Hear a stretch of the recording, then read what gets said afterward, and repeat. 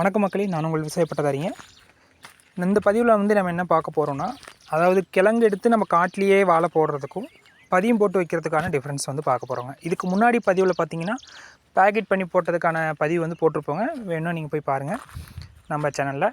இப்போ நம்ம இது காட்டில் போட்ட கட்டைங்க. இது பார்த்தீங்கன்னா இப்போ இதில் என்ன டிஃப்ரென்ஸ்னு பார்த்தீங்கன்னா, இப்போ பாருங்கள், இந்த மரம் நல்லா ஹெல்த்தியாக ஹைட்டாக இருக்குங்க. இதே அந்த பக்கம் இருக்கிற மரம் பார்த்தீங்கன்னா ஹெல்த் இல்லாமல் கம்மியாக இருக்குது, ஹைட் கம்மியாக இருக்குது. இது கொஞ்சம் ஹைட்டாக இருக்குது. இப்படி டிஃப்ரெண்ட் டைப்ஸில் இருக்குங்க. ஹைட்டு ஒரே ஈவனாக இல்லாமல்.